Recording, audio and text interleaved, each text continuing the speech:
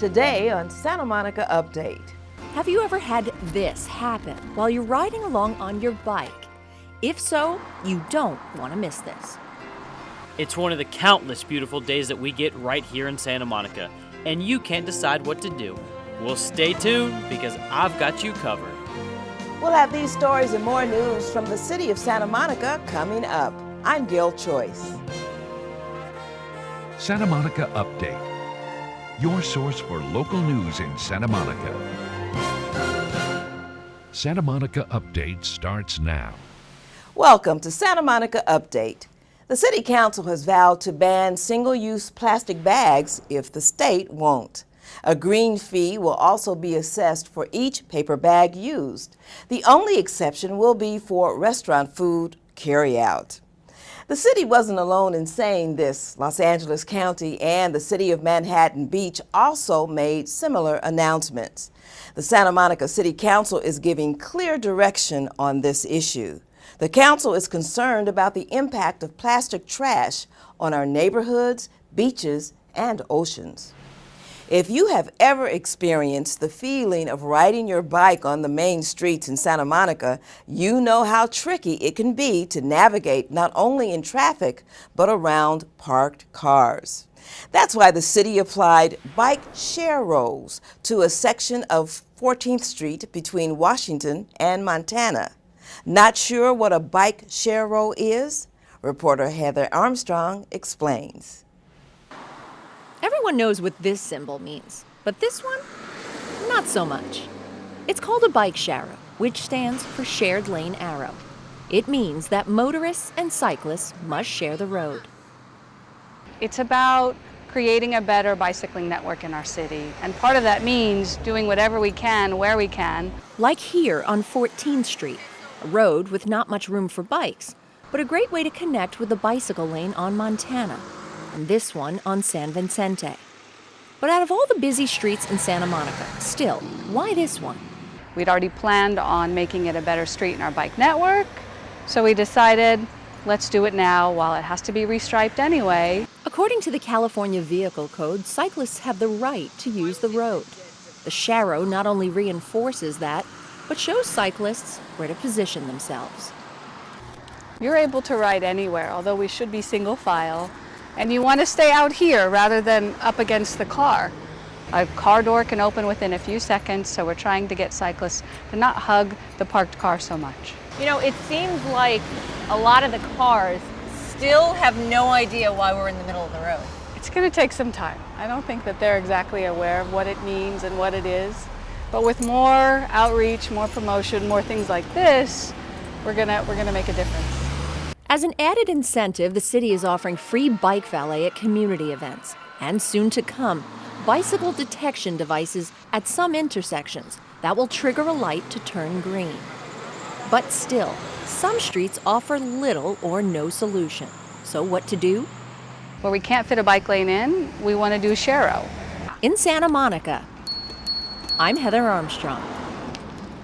Santa Monica is not the only city to use Bike Sharrows. Los Angeles, Denver, and San Francisco are also applying these markings on their streets in hopes of alerting both cyclists and motorists that it's time to share the road.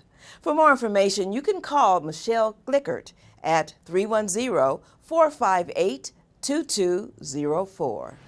President Obama's Secretary of Health and Human Services, Kathleen Sebelius, came to Santa Monica recently. She was here to announce a 2-year program to help residents of Los Angeles County cope with obesity and tobacco cessation. Even though the rate of smokers is declining, there are still over 100 million smokers here in LA County.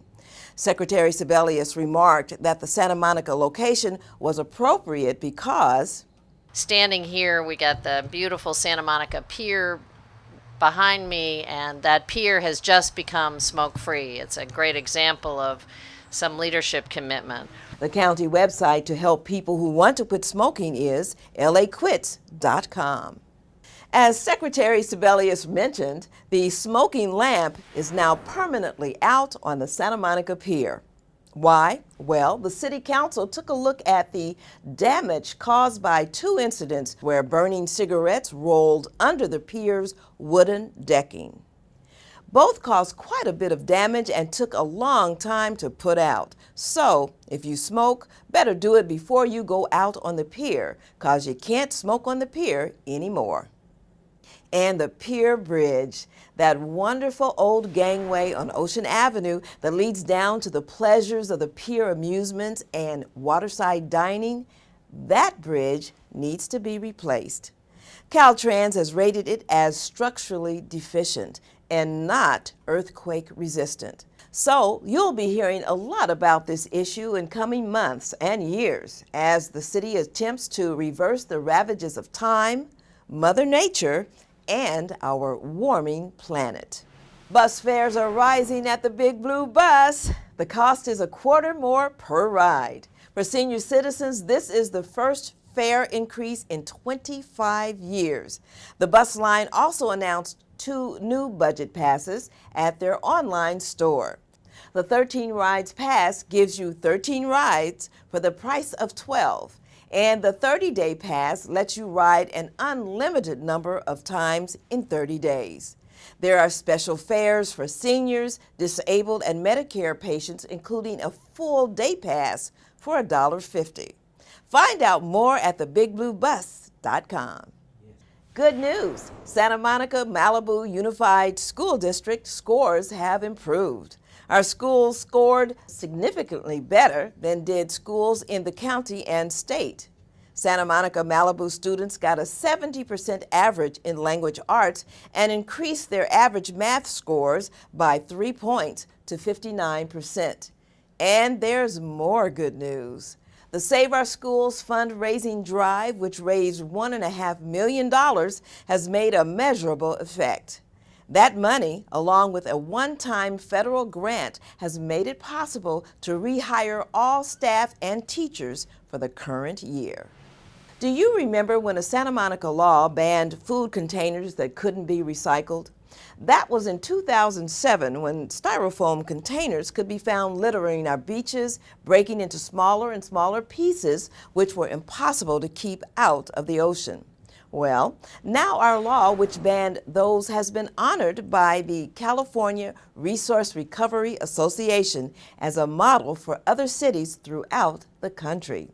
Our law helped create a market for environmentally friendly food packaging, which has now been embraced by restaurants and patrons alike. The 2010 Outstanding Waste Prevention Award was presented to the City of Santa Monica last month. A few blocks north from the hustle and bustle of the world-famous Santa Monica 3rd Street Promenade lies Montana Avenue, a 10-block tree-lined oasis of some of the best restaurants and boutiques in all of Los Angeles.